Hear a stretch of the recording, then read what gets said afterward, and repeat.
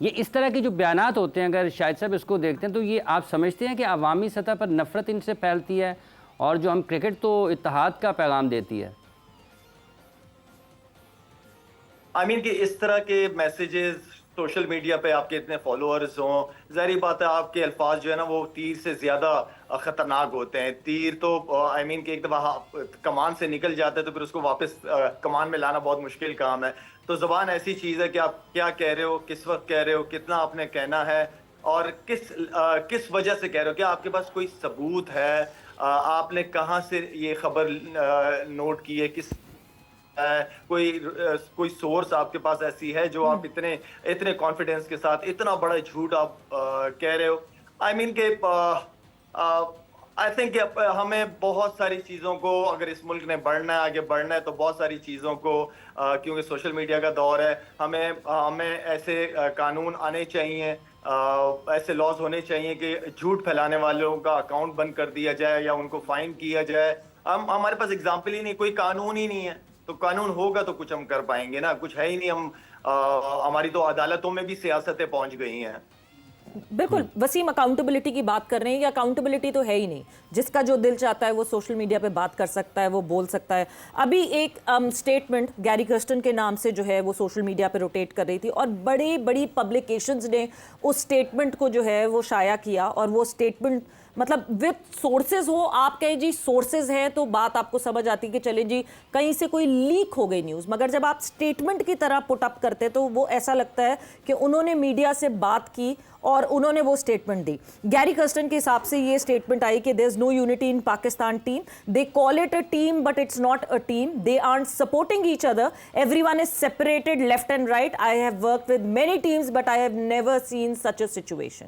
और फिर एक बहुत नामी ग्रामी जर्नलिस्ट ने जो है उनको व्हाट्सएप पे ये मैसेज भेजा और पूछा कंफर्म करने के लिए कि ये आपकी स्टेटमेंट है। सो ही डिनाइड कि मेरी स्टेटमेंट नहीं, मैं तो सोशल मीडिया पे हूँ ही नहीं, सो मेरी स्टेटमेंट कहाँ से आ सकती है, मैं प्रेस कॉन्फ्रेंस के अलावा कोई स्टेटमेंट नहीं देता। तो मतलब जिम्मेदारी का एहसास नहीं है, बस लोग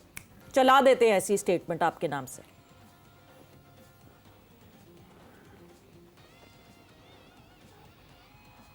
जी वसीम।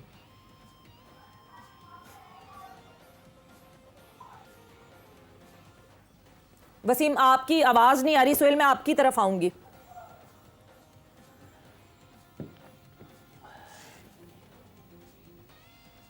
जी सवेरा, देखिए मैं तो आप शुरू दिन से यही बात, जब से शो पे बैठना शुरू किया है, यही कहता आ रहा हूँ, स्पेशली सोशल मीडिया को लेके तो किसी भी स्टेटमेंट को लेके किसी भी जगह डिस्कशन करनी नहीं चाहिए अनलेस कि आप 200% श्योर हो, आपके पास खुद सोर्स से कोई चीज, कंफर्म सोर्स के थ्रू कोई चीज आई हो तो आप उसके ऊपर डिबेट करें या कोई बयान दें तो बंदा, वरना नॉर्मली आप देखते हैं कि 90% चीजें जो है सोशल मीडिया पे वो इधर उधर से शेयर होती पूरे मुल्क में फैल जाती हैं, एंड देन पता चलता है कि जी उस चीज का तो कोई वजूद ही नहीं था। तो आई एम नॉट श्योर कि अभी भी जैसे आपने ये बयान दिया एंड देन तरदीद भी आ गई, अगर कोच हिमसेल्फ उसकी तरदीद कर रहा है तो फिर तो जाहिर है उसके ऊपर डिबेट करनी बनती नहीं है। तो मैं सबसे हमेशा यही रिक्वेस्ट करता होता हूँ कि किसी भी चीज के ऊपर, क्रिकेट को छोड़ के भी, हट के भी, इन नॉर्मल लाइफ भी, हमारे मुल्क में अभी जो हालात चल रहे हैं आप देख ही रहे हैं, सोशल मीडिया का दौर है, तो किसी भी चीज की तहकीक किए बगैर उसके ऊपर ना तो कमेंट किया जाए ना उसको आगे स्प्रेड किया जाए। हम क्या करते हैं, हम बिना देखे बिना तहकीक किए उस चीज को आगे फॉरवर्ड करते रहते हैं और खामखा का उस चीज का एक झूठ का हिस्सा बनते जाते हैं। तो कोशिश करनी चाहिए कि हाँ, जब आप श्योर हों कि ये चीज कंफर्म है, वो चाहे किसी चीज के भी बारे में है, अगर आपके पास कंफर्म सोर्सेज हैं, यू 100% श्योर, तो फिर उस चीज के ऊपर कमेंट भी करें, you have all the rights, उसको शेयर भी करें, बट बिना देखे बिना जांचे किसी खबर को वो आगे नहीं फैलाना चाहिए। खामखा की सनसनी फैलती है चीजें, हम इसीलिए हमारे मुल्क की अभी जो रेपुटेशन वर्ल्ड वाइड है वो देख लें, कहीं ना कहीं इन चीजों का भी उसमें हिस्सा शामिल है। हम इक्वली सारे कसूरवार हैं इस चीज में। हमें, मेरे ख्याल में जितने भी लोग, हम जो पब्लिक फिगर हैं, उनको ये अवेयरनेस फैलानी चाहिए अवाम में इस चीज को, क्योंकि ये एक अब काफी बड़ा मेजर इशू बनता जा रहा है हमारी सोसाइटी का। तो इस पे हम सबको मिलके अपनी आवाज बुलंद करनी चाहिए, अवेयरनेस फैलानी चाहिए कि सोशल मीडिया का इस्तेमाल अच्छे तरीके से भी हो सकता है। तो चीज को मैं अगेन रिपीट करूंगा, कोई भी खबर जब तक आप 100% श्योर ना हो उसको आगे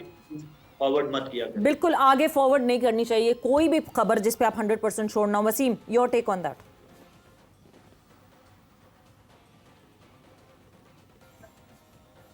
देखिए,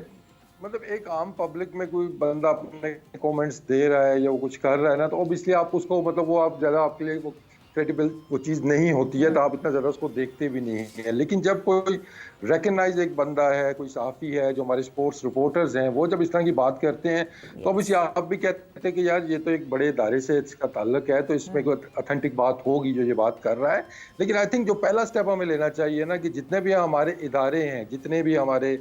टीवी चैनल्स हैं, या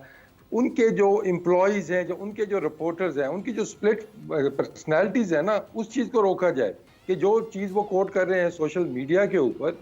क्या वो कोट करेंगे टीवी के ऊपर आके? वो नहीं करते। वहाँ पे उनके डिफरेंट बयान होते हैं। वही रिपोर्टर टीवी पे आएगा तो वो अच्छी अच्छी बातें कर रहा होगा और दूसरी तरफ वो सेंस नहीं फैला रहा होगा। तो आई थिंक इदारों का काम है कि जब उनका एक एम्प्लॉय है, तो वो उनका 24/7 एम्प्लॉय है उनका, वो जो खबर वहां पे गलत फैला रहा है, दैट मीन्स के नाम तो आपके इदारे का साथ में आएगा ना, कि उस इदारे का रिपोर्टर है। तो पहला स्टेप तो ये होना चाहिए कि जो इस तरह के हमारे स्पोर्ट्स, स्पेशली स्पोर्ट्स के जो साथी हैं, जो बात वो टीवी पे नहीं कर सकते, वो जब वो करते हैं सोशल मीडिया के ऊपर, दैट मीन्स कि वो करेक्ट चीज़ नहीं कर रहे हैं, तो उनको रिस्पॉन्सिबिलिटी लेनी चाहिए। और इसी तरह बात देखें, हमें कितनी दफ़ा हमारे शो में इस ट्रांसमिशन के दौरान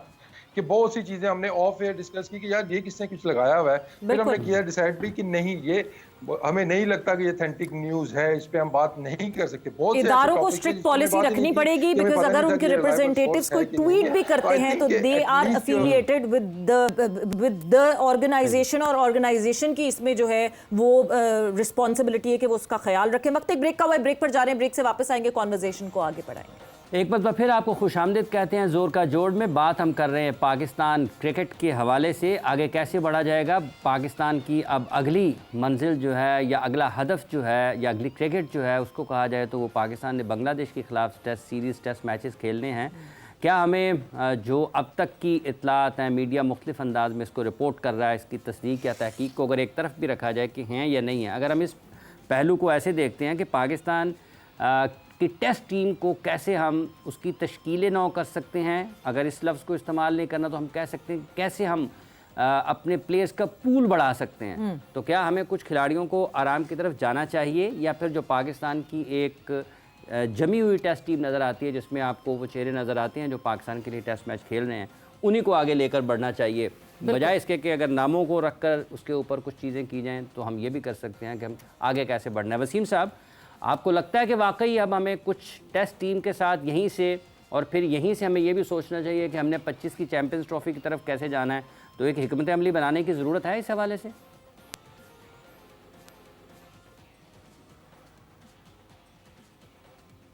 हाँ, देखें, डेफिनेटली हिकमत अमली के बगैर तो कोई काम भी नहीं आप कर सकते। तो हम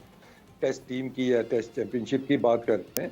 तो उसके लिए देखिए, अब इसमें भी बात वही आ जाती है कि हमें प्रॉब्लम क्या आ रहा है कि हमारा जो खेलने का एक मेथड है, स्टाइल है, जो ब्रांड हम खेल रहे हैं, वो टेस्ट क्रिकेट में भी आउटडेटेड होता जा रहा है। और ये चीज़ पिछले साल भी हमने देखी थी कि अब हमें थोड़ा सा फास्ट खेलने की ज़रूरत है टेस्ट क्रिकेट को भी। अगर हमने बाकी टीमों के साथ रहना है तो बैटिंग का स्ट्राइक रेट हमें बेहतर करना होगा, बॉलिंग के अंदर हमें विकेट टेकिंग ऑप्शन की तरफ जाना होगा, कोई मिस्ट्री स्पिनर्स लाने होंगे, जो कि जिस जानिब काम हुआ था शुरू। तो आई थिंक इस तरह की जो सीरीज होती है, ऑब्वियसली इसके अंदर आप देखें, पूल ये कहते हैं ना जी, पूल हम बढ़ाना है, या पूल आपके पास हमेशा मौजूद होता है। जिस मुल्क के अंदर फर्स्ट क्लास क्रिकेट हो रही है, आपकी डोमेस्टिक क्रिकेट हो रही है, आपके पास पूल मौजूद है। अब आप उसको निगलेक्ट करें या उसको आप वैल्यू ना दें, तो वो एक अलग चीज़ है। तो आप ओपनर्स ढूंढेंगे, आपको ओपनर्स भी मिलेंगे, मिडिल ऑर्डर बैट्समैन देखेंगे तो आपको वो भी मिलेंगे। इट्स ऑल अबाउट अपॉर्चुनिटीज और कितना आप ट्रस्ट करते हैं। अगर आप प्लेयर के ऊपर ट्रस्ट नहीं करते डोमेस्टिक के, दैट मीन्स कि आप अपनी डोमेस्टिक के ऊपर आपको ट्रस्ट नहीं है जी, कि हमारी डोमेस्टिक फारग है, जिसकी वजह से जो प्लेयर आ रहा है आप उसको नहीं अगर रख रहे हैं, तो आई थिंक इतनी की रॉकेट साइंस नहीं है इसमें। अगर आपने एक सीरीज, आसान सीरीज बोलें जी कि आसान सीरीज है, इसमें हमने लड़कों को चांसेस देने हैं, तो प्लेयर आपके पास हर तरह के मौजूद है, चाहे पेसर्स हैं, चाहे वो स्पिनर्स हैं, आपके पास मौजूद हैं, परफॉर्मर्स मौजूद हैं डोमेस्टिक के। तो हमें इस तरफ जाना होगा, हमें ये मिथ तोड़नी होगी कि कहीं हम हार ना जाएं, या कोई नया लड़का आएगा तो वो हमें हरा ना दे। जो पुराने हैं वो भी कुछ जिता नहीं रहे हमें इतना ज़्यादा कि हम कहीं के बगैर टीम बनती नहीं है। तो इसके अंदर रोटेशन पॉलिसी और एक स्ट्रिक्टली पॉलिसी बन जानी चाहिए, सबको ऑन बोर्ड रखें इसके ऊपर। ये भी आप इंट्रो में शायद बात कर रहे थे कि शान मसूद की कोई स्टेटमेंट शायद आई, आई डोंट नो कि वो सही है कि नहीं है, लेकिन अगेन कैप्टन बैठ के इस तरह की स्टेटमेंट दे रहा है जी कि ये चाहिए या वो करना चाहिए, ये फिर हम गलत ट्रेंड सेट करेंगे।